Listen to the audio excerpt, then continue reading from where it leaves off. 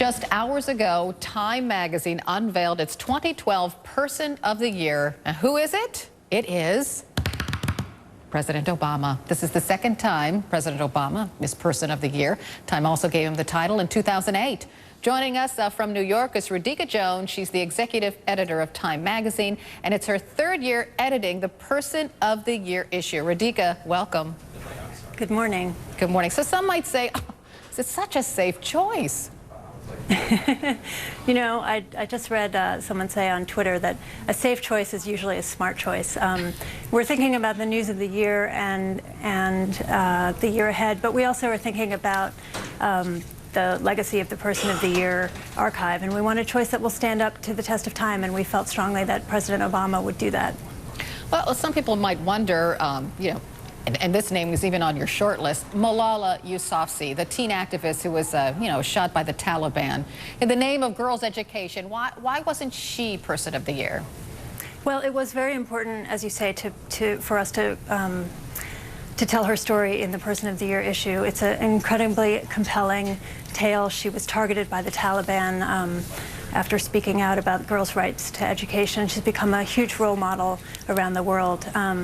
And I think, you know, we'll see after she recovers how she uses this newfound power. She has a lot of powerful friends now. She will have a huge network.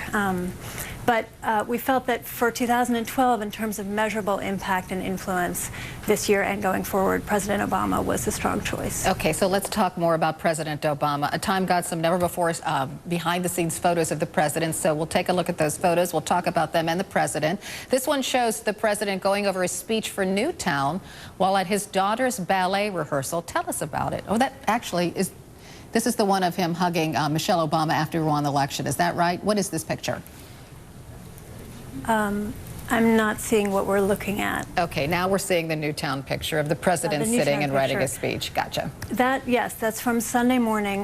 The president was working on his speech for the Sunday night vigil in Newtown. He had gone to Sasha's ballet dress rehearsal that morning because he would miss the performance that evening. And White House photographer Pete Souza says of that picture that he sees the emotion and the tension in the president's face, that from Pete's point of view, it looked like the toughest day of his presidency. In your mind, because some people have said this, mostly strong supporters of the president, that the speech he gave right after the Newtown shootings was the best he's ever given, maybe one of the best in history. I mean, I agree with that. I think you saw him in all of his roles in that speech.